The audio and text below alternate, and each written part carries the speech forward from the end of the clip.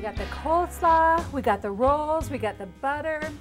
I think we're gonna do some grilled onions and peppers, all to go with these pork ribs that we're going to marinate in Famous Dave's pork marinade. But one of the first things I want to do is kind of line this pan, because I'm going to actually grill the peppers and onions right on the grill in this pan. So hang on. We're just going to line this because what I'm going to do is spray it just a little bit with some oil.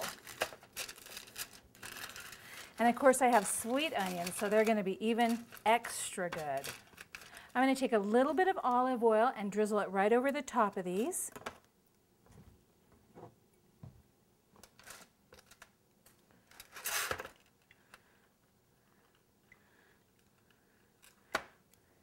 Okay, kind of mix those up a little bit, make sure it's all nice and coated with that olive oil so that it really gets moist and juicy.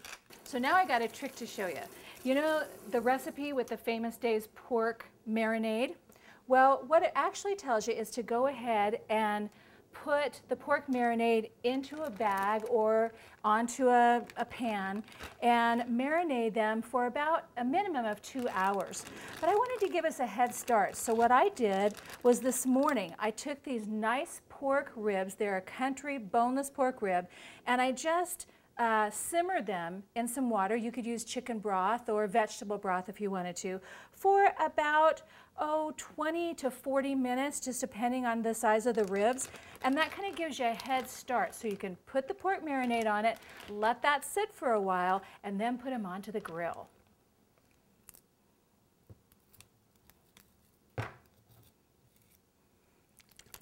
Okay, always make sure that you shake everything up, redistribute all those nice herbs and spices.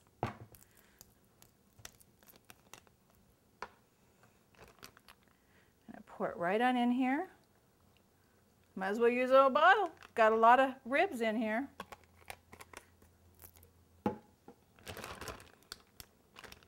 Get as much of the air out of it as you can. Seal it nice and tight. Stick it in the fridge, I'd say for about 30 minutes. And then we'll be ready to take them to the grill.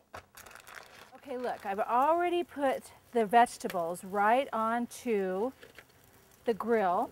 And you can notice I put a little bit of seasoning on here, salt, some pepper, a little bit of celery salt in here just to give them a little oomph. Now, remember what we did is we pre-simmered these ribs, and then they've been soaking in the Famous Dave's pork marinade for, I'd say, just about an hour and a half or so. Now, if you didn't simmer them, you could keep them in here for anywhere from 2 hours to even overnight, so that kind of gives you a head start as well. Look how pretty. You can see all those nice spices on there. Delish.